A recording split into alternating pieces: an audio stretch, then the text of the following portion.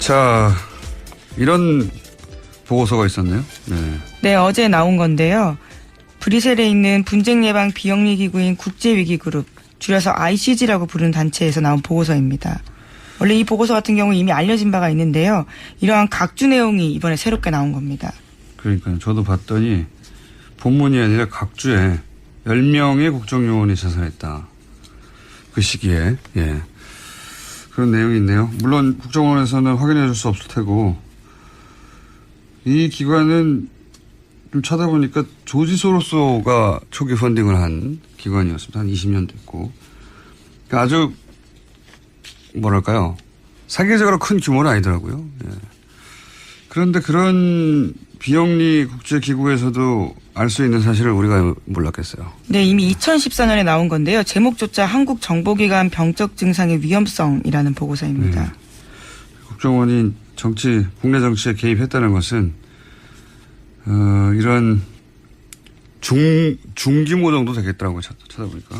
중간 규모의 비영리 국제기구에서도 알고 있었던 겁니다. 우리도 다 알고 있었죠, 사실은. 근데 말을 못했죠. 예. 증거를 내놓으라고 하면 증거를 어떻게 내놓습니까? 지금 정권이 바뀌고 나서도 이렇게 어렵게 찾아가고 있는데. 자, 관련해서 국정원 관련 뉴스가 제법 어제 많이 나왔죠? 예. 네, 많습니다. 우선 이명박 정부 당시에 국정원의 심리전단 활동 상황 담긴 보고서를 중앙일보가 보도했는데요. 해당 보고서에는 여론전 방법 성과 이런 내용들이 있습니다. 당시 국정원이 좌티즌, 그러니까 네티즌이라는 말을요, 좌자를 바꿔서 넣은 건데요. 이 용어 등을 만든 직접적인 정황들이 나왔다라는 건데, 이 용어들이 좌파 공격 심리전 용어 개발 확산의 예시로 해당 보고서에 나와 있다라는 겁니다. 사대강을 공격해도 좌파라고, 좌티즌이라고 그랬었어요. 예. 국정원이 프레임을 만들고, 그리고 그 프레임에 맞는 용어를 만들고, 그걸 이제 댓글 부대를 통해서 유포하고. 그렇죠. 거기서 그치지 않죠, 사실은. 그거를, 언론을 통해 다시 2차 보도되도록 하는 일도 했었다고 저는 알고 있는데. 그러니까 네, 그래서 해당 보고서를 보면요. 네. 자신들이 널리 배포했던 해당 게시물에 대해서 이것이 기사를 어떻게 다뤘는지에 대해서도 보고서가 쓰여 있습니다. 그러니까 관계를 맺고 있는 기자나 매체 중에 자신들이 영향을 미칠 수 있는 곳에 이걸 기사로 만들어내도록 2차 유포도록. 그러면 이제 저는 이런 뉴스를 볼 때마다 드는 생각인데 국가기관 뭐 언론사 손이 뻗치지 않은 곳이 없지 않습니까? 국정원이 그렇게 통제하려고 했고 이런 프레임을 유포하라고 했는데 그럼 그런 기사들이 노출되는 게 포탈이에요. 한국에서는. 예. 포탈에 영향력을 끼치려고 하는 것은 안 했을까 하는 의구심이 강력하게 드는 거죠. 포탈이 그냥 일개 사기업의 홈페이지예요. 생각해 보면 언론사도 국가기관도 뭐 여러 힘 있는 기관들에 대해서도 영향을 미치는데 포탈이 영향력은 대단한데 그 홈페이지는 그냥 사기업의 홈페이지거든요. 그런 유혹을 느끼지 않았을까. 가장 강력한 유포 수단인데. 뭐 법으로 못하게 돼 있는 국내 정치 개입도 서슴없이 해왔지 않습니까? 오랜 세월. 예. 그렇죠. 지금까지 드러난 바만 하더라도 어마어마합니다. 예. 그런데 포탈은 절대 건들면 안 돼. 스스로. 안 되지. 거기는. 이라고 스스로 그렇게 자제했다. 이거 믿기 힘들거든요. 예. 그런 합리적 의심이 들 수밖에 없습니다. 아직은 뭐 그런 뉴스는 없긴 합니다만 오랫동안 가져온 의구심입니다. 자, 또 관련 뉴스 이어가 보면 어떻습니까? 또 뭐가 있나요? 네. 이어서요. 국정원 내부 문건 또 내용이 있습니다. 원세훈 전 원장이 재임 시절에 간부회의에서 시국선언을 한 교수들을 겨냥해서 다 정리하라는 발언도 있다라는 건데요. 2009년 6월 19일 관련된 모든 말씀 녹취록에 따르면입니다. 원 전 원장은 각 부문 대학에서 교수들이나 전교조까지 나서서 시국선언을 한다는데 여러분들이 다 정리하는 맨 앞장에 서서 일해줘야 된다라고 이야기하고 있습니다. 당시에는 교수, 종교계 인사, 전교조 소속 교사들의 시국선언이 잇따랐었는데요. 실제로 원 전 원장의 발언 이후에 교육과학기술부는 전국 시도부 교육감 회의를 열어서요. 시국선언 참여했던 정교조 소속 교사에 대해서 징계 조치 요청했습니다. 그때 전교조 소속 교사 17,000명 전원을 징계하라고 요청했어요. 전원을. 그리고 교수들이 이제 그때 시국선언을 많이 하니까 뭘 했었냐면 대학 총장 400명이 기자회견을 합니다. 시국선언 자제하라고. 네, 전현직 총장입니다. 예. 그러니까 제가 이제 다시 한번 포탈 얘기를 하자면 대학 총장 400명을 모아서 시국선언을 하지 말라고 움직인 기관이 국정원이에요. 근데 왜 일개 사기업의 홈페이지는 전혀 개입하지 않았을 거라고 생각할 수 있겠습니까? 네. 어떤 식으로 어떤 방식으로 했는지 모르겠지만 영향력을 미쳤을 것이라는 강력한 의구심이 있습니다. 뭐 이렇게 지금 한참 국정원 TF가 움직이고 있으니 조만간 단서가 나오겠죠. 대학 총장 400여 명을 어떻게 이렇게 기자회견을 하도록 했을까요? 네, 방법이 참 궁금해요.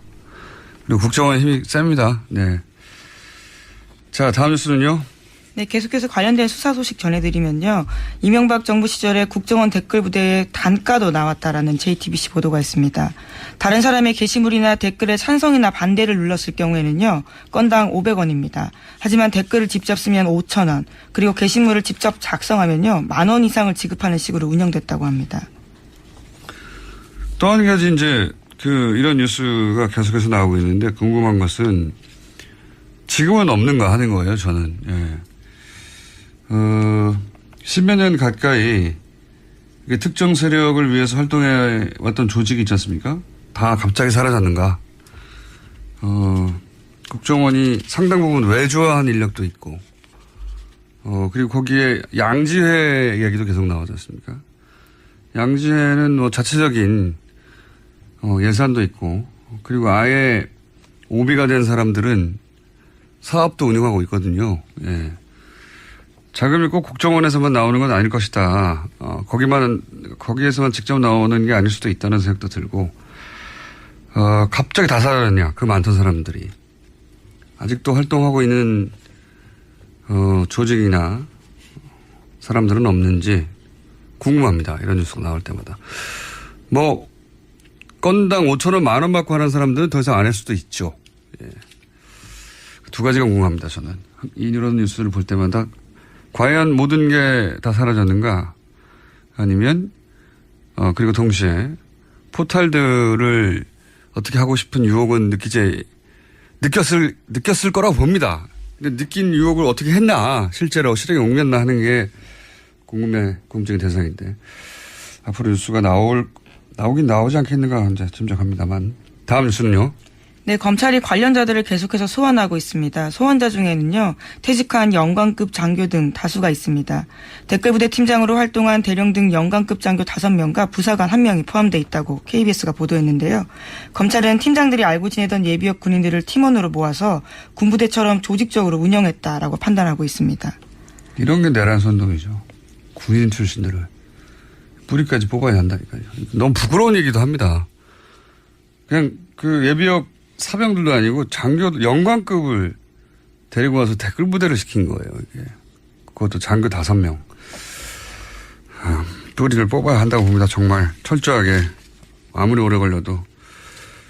또 있나요? 관련 뉴스가? 네, 또 검찰이 관련된 압수수색도 진행했는데요. 그중에서 대형 포털 사이트 업체도 들어가 있다고 합니다. 네이버 다음 네이트 이렇게가 대상인데요. 민간인을 동원한 댓글 조작은 2009년 5월 달부터 시작됐는데 당시에 다음 아고라에 대응팀 9개 만들면서 조직적으로 동원됐습니다. 그래서 이후에는 포털 사이트가 확대되고 또 트위터 전담팀까지 생겼는데 그래서 이번에 검찰이 아이디 3,500여 개를 압수수색했다라고 합니다. 아이디가 3,500개밖에 없었을까요? 예.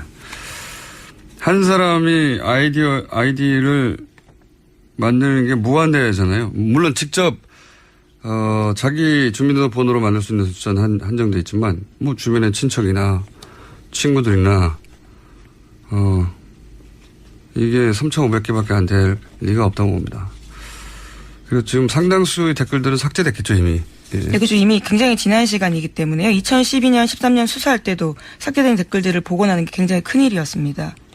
또 이게 참 재밌다기보다는 섬뜩한 뉴스는 팀장급 중에 이미 사망한 사람들도 있다는 거예요. 예, 이런 걸 추적하다 보면 꼭 이렇게 사망한 사람들이 중간중간에 나옵니다. 젊은 사람들이. 라면 먹고 죽질 않나.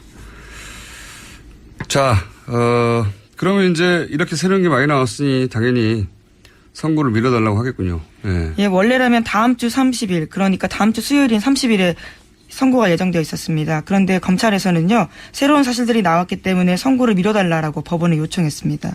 당연한 것 같습니다. 그래서도 알고 있었던 겁니다. 우리도 다 알고 있었죠, 사실은. 근데 말을 못했죠. 예. 증거를 내놓으라고 하면 증거를 어떻게 내놓습니까? 지금 정권이 바뀌고 나서도 이렇게 어렵게 찾아가고 있는데. 자, 관련해서 국정원 관련 뉴스가 제법 어제 많이 나왔죠? 예. 네, 많습니다. 우선 이명박 정부 당시에 국정원의 심리전단 활동 상황 담긴 보고서를 중앙일보가 보도했는데요. 해당 보고서에는 여론전 방법 성과 이런 내용들이 있습니다.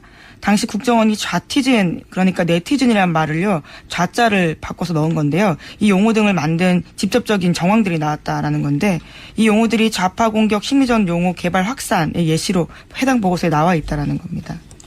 사대강을 공격해도 좌파라고, 좌티즌이라고 그랬었어요. 예. 국정원이, 프레임을 만들고, 그리고 그 프레임에 맞는 용어를 만들고, 그걸 이제 댓글 부대를 통해서 유포하고. 그렇죠. 거기서 그치지 않죠, 사실은. 그거를, 언론을 통해 다시 2차 보도되도록 하는 일도 했었다고 저는 알고 있는데. 그러니까 네, 그래서 해당 보고. 좀 찾아보니까 조지 소로스가 초기 펀딩을 한 기관이었습니다. 한 20년 됐고. 그러니까 아주, 뭐랄까요. 세계적으로 큰 규모는 아니더라고요. 예. 그런데 그런 비영리 국제기구에서도 알 수 있는 사실을 우리가 몰랐겠어요. 네, 이미 2014년에 나온 건데요. 제목조차 한국정보기관 병적 증상의 위험성이라는 보고서입니다. 네.